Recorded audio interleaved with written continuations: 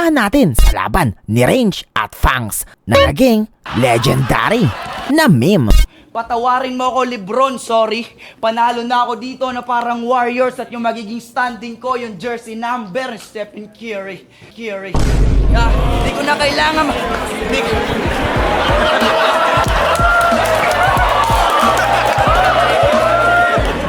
Yabang ni Tokmol. Dinamay mo kasi Stephen Curry.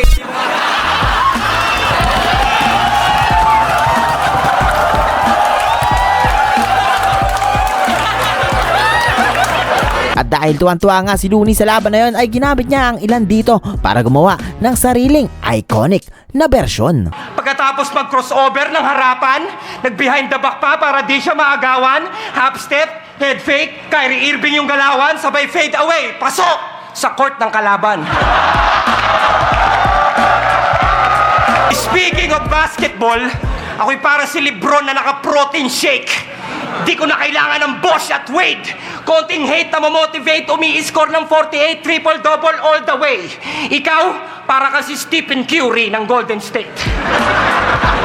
Kaya mo manalo ng 11 straight, pero pagkaharap mo na yung hari, 0 for 8, no debate, di ka na makapag-concentrate. Quick facts, alam niyo bang pinatikiman na rin ni Looney si Tipsy noon ng mga NBA bars? Hindi mo mahulaan yung rhymes ko kahit ikaw si Madam Auring. Ginising mo lang ang higante parang alarm clock ni Yao Ming. At nang gamitin din ito ni Batas nang makaharap niya ang isa sa mga meme originator na si Range. Itong si Curry weak. May insecurity sa kanyang pagka-rapper. Gusto niyo na Stephen Curry flip? Maliban sa kanyang hot na mother? 3-0! Shorting swish! Pag-aaking point, nag-splash na brother! Anyway, dadagdag ko na rin dito yung isa pang creative lines ni Batas kontra naman kay Romano. Gagamitan ka ng balat, saklat-sak, mamamay gaya na sureball. Bullet sa iyong dibdib, makikita na para kang manutbol. At ito, tatalon naman tayo sa kumugan, sakay-sakay ng train of thoughts ni GL. Ba? Oy, defensive. O, black, steel. D, defensive. Okay. Pero mahinang hadlang. Ito'y kayang lampasan ng simpleng hakbang. Mababaw ka ako. Lampas alin aking depth. At malayo ating range. Mala Curry aking step. O, balaki.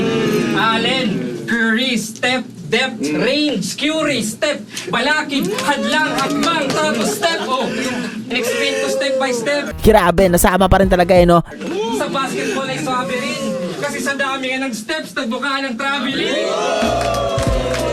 And now, dadako naman tayo sa Apoc versus Target Achilles. Hinamon mo ko tarado utak mo gadilis, tapos karir mo yan ay klaro at malinis. Tawagin niyo akong Kobe Bryant niya ng sakto na pang-finish. Kasi sa sobrang galing ko, punit sa akin ang Achilles. Yeah, napaka-unique at creative nun dahil na-turn niya pa yung injury into bars. Sakto, si Target Achilles pa yung kalaban niya. Pinagmamalaki mo pa yung kotse mong Montero kay Delo. Ito sabi niya, ito yung pantupak at bigi. Are you tripping? Mamaya sa labas, papuputukan kita. Makakita ka ng mga bala nagtatalunan sa kotse mo. Mala Blake Griffin. Well, ginanon-ganon man si Abra ay sa laban naman niya kontra kay Invictus ay for me ay naibuga niya ang one of the greatest or probably the greatest NBA bars of all time. Kahit kilala akong talunan, kaya kong gawing batukan ng nerdong yan. 7 panalo at 1 talo, ayun daw yung record niyan. Kaya tatawagin niyo akong Vince Carter malamang pagkatapos kong magawang talunan kong 7-1! Ang solid, di ba? Like, ito yung mga banat na hindi mo mauulit unless 7-1 din yung record ng kalaban mo. Pero hindi dapat makampante. Siyempre, Allen Jordan yan. Natatapak-tapakan ko tulad ng aking Jordan 1. Kaya kapag si Jordan ay naghang, matik wala na yang ligtas. Iiwan kong labas dila na para bang walang sintas.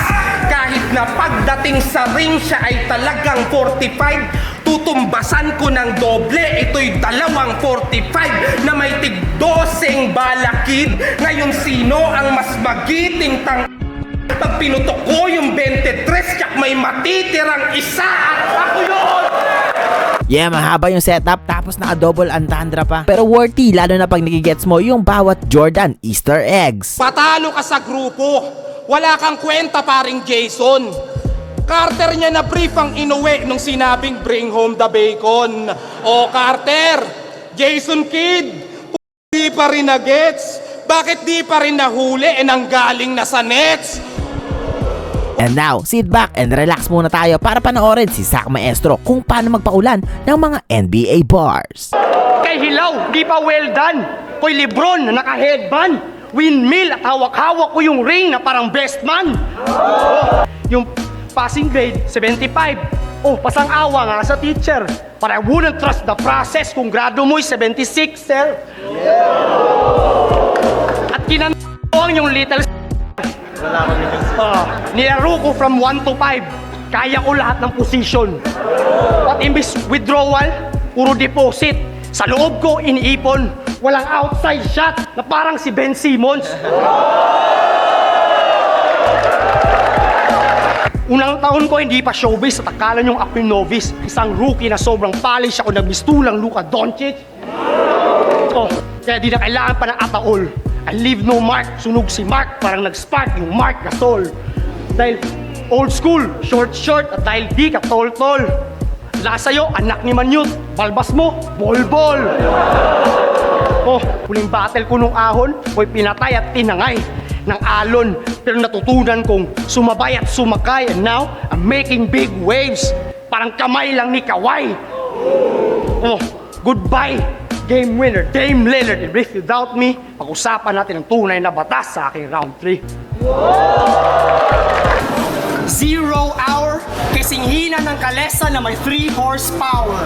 Mga tira mo'y nagmimintis pa kesa free throw ni Howard. Incinerate yung matatamo, lulutuin, susunugin, ikikremate ko itong bano. Hanggang magi-powder ang iyong anyo, parang pinulbo at kakamayin ko ang iyong remains. LeBron James ko yung abo. Hindi sa 0 nag-uumpisa ang bawat pahina ng textbook.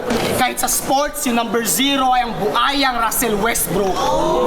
At para sa ating last but not the least, ay dadako naman tayo sa PSP para saksihan ang napaka-unique na pagre-reference ni Mot sa mga NBA players na malamang ay hindi mo magigets kung hindi sapat ang iyong NBA knowledge. Kinurunahan yung sarili. Ibang natot na bubuang. Dapat sa'yo nananahimik o itulog mo na lang. Kasi ang laki ng ulo. Puro buhat ng bangko, di naman kaya bitbitin. Ngayon tuturuan kita magpakumbaba. Sana wag mo dibdibin. Kasi di ka ba kinikilabutan? Ang dami mo ng olats. Diyan sa estilo mong paikot-ikot lang. Kasayang ka sa oras. Kaya mag-isip ka kahit konti. Di ka pa kilalang alamat o nagmarka sa ganto. Diyan ang itatak mo sa kokote. Mahiya ka sa balat mo. Kasi astang malakas ko. Pero yung angas tumutupi. Madalas mang asar mangunsume. Pero pag hinamon mo naman ang pisikalan, biglang bata pa ako eh. Sipin mo yon, dinaan ko pa sa selebrasyon para lang sabihin wala kang tira. Ako nga pala si Cyberflex. Ikaw, meron ka pa bang alam ng mga malulupit na bars galing sa rap battle? Comment down below at huwag kalimutang mag-subscribe sa aking YouTube channel.